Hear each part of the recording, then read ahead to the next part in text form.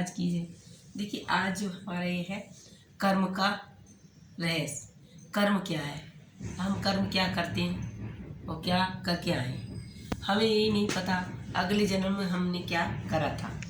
और इस जब हम भगवान मनुष्य मानव रूप चूल्हे में चोला मिला है तो हम ये नहीं समझते हैं कि हमें कर्म कैसा करना चाहिए, अच्छा है या बुरा है। बोलते समय देखते ही नहीं, करते समय ध्यान ही नहीं रहता। दूसरों की बातों में दूसरों की तरफ हमें ध्यान रहता है कि हम वो कर्म क्या कर रहा है, वो बुरे कर रहा है कि अच्छे, लेकिन अपनी तरफ ध्यान ही नहीं देते हैं कि अच्छे कर्मों को हम संसार में जन्म लेकर कोई प्राणी बिना कर्म के ही नहीं रह सकता। लेकिन कुछ कर्म ऐसे होते हैं जो शरीर के धन के रूप में हमें स्वयं ही चलने रहते हैं, और जो इसी कर्म को हम 3 भागों में विसर्जित किया जाता है। नंबर 1 जैसे किम रामबाण कर्म यानी विवेक रूप और उत्तरदायी भावना से कार्य करना चाहिए। इस तरह से इस रूप में किए गए कर्मों का फल भविष्य में कोई भी फल नहीं मिलता।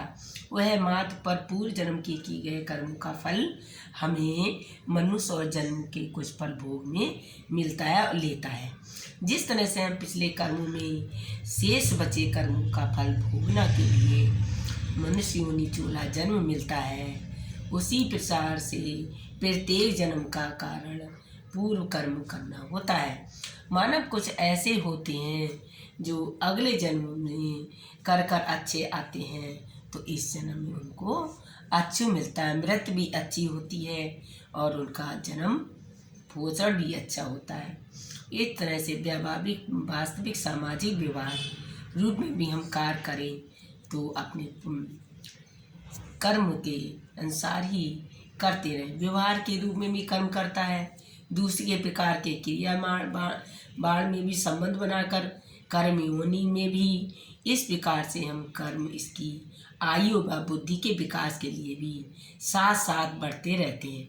और जब तक चलते फिरते रहते हैं, जब तक उनकी श्वास रहती है, वह बुद्धि संपन्न करता रहता है। और कर्म यानी के रूप में जो कर्म किया जाता है वह भी अपने उनके कर्मों के अनुसार उन्हें कर्म करना पड़ता है। अगर दुख आ जाता है कर्म में तो रोते रहते हैं, और सुख आता है तो वो कभी सराहना नहीं करते हैं कि हमें सुख भगवान तुमने दिया है, कितना सुख है, क्षण भड़क भी है तो अभी हमारे जीवन धन है।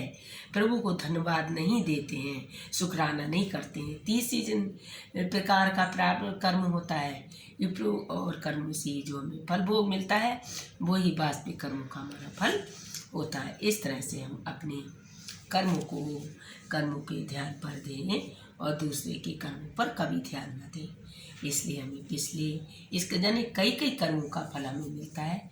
तो इस प्रकार से सब मिलाकर हमें कर्म योनि इंसान की मिलती है। बहुत ही सौभाग्य वाले होते हैं जो हमें मानुष्य चोला मिलता है। इस प्रकार से हमने कर्म रहस्य का ध्यान दें और दूसरों पर कभी लांछन न लगाएं और इस तरह से अपना जीवन अच्छी तरह से सत्कर्म धर्म में बिताएं। तो आज का ये धर्म कर्मयोग फल टाइटल आपको बताया, और सत्संग में आपको जो पसंद आया लाइक करें, सब्सक्राइब करें। नमस्कार।